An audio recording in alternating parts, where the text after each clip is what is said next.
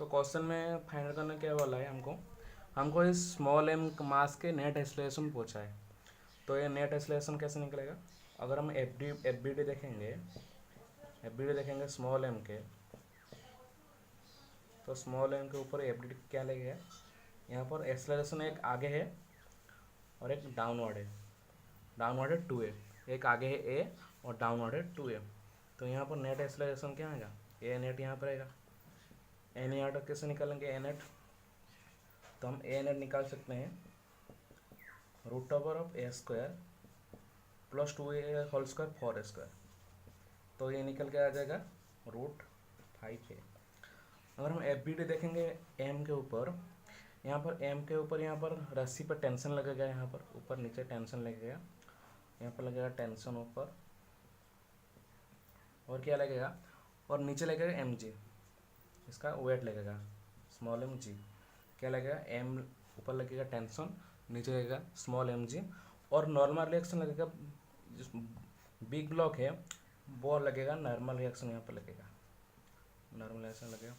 तो यहाँ पर जो इक्वेशन हम निकाल सकते हैं, तो क्या निकालेंगे? यहाँ पर इक्वेशन, यहाँ पर एफ बी डी के कारण जो इक्वेशन निकलेगा हमारा वो T minus M G minus T equal to mass into acceleration. नीचे एक्सेलरेशन क्या है? 2a, नीचे एक्सेलरेशन है 2a। तो यहाँ पर t इक्वल टू हो जाएगा 2ma प्लस mg। ये हो गया पहला इक्वेशन। दूसरा इक्वेशन क्या होगा? इस तरफ ये जो हॉरिजॉन्टल डायरेक्शन में है वो नॉर्मल है, नॉर्मल इक्वल टू क्या हो जाएगा? मास into acceleration. Mass into horizontal direction में एक्सेलरेशन a है, तो एक्सेलरेशन a हो जाएगा। ये इक्वेशन 2 है। यहाँ पर दो इक्वेशन निकाल गए, किस बोल्ड ब्लॉक से? स्मॉल एम ब्लॉक से निकाल गए। तो हमको फाइंड करना क्या पड़ेगा? सॉरी, यहाँ पर √5a हो जाएगा। ये ए फाइंड करना पड़ेगा। ए फाइंड करने के लिए हमको एफ बी डी देखना पड़ेगा ग्रेटर ब्लॉक का, F B D of big M block. F B D big M block का क्या हो जाएगा?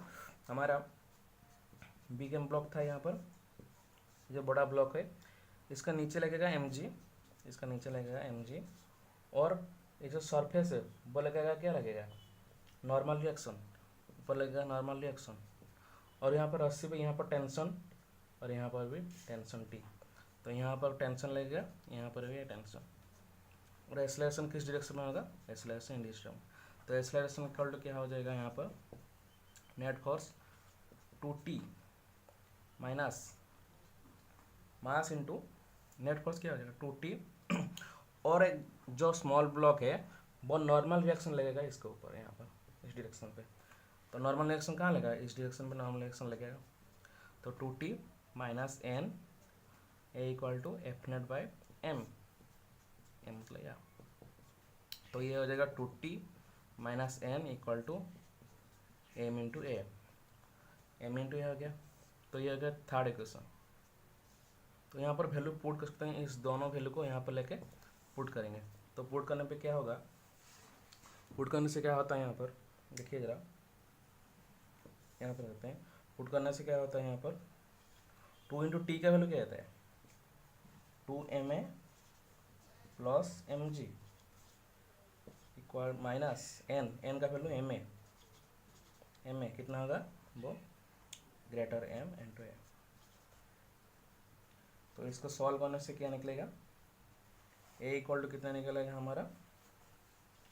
2mg divide by m plus 5m, 2mg divide by m plus 5m।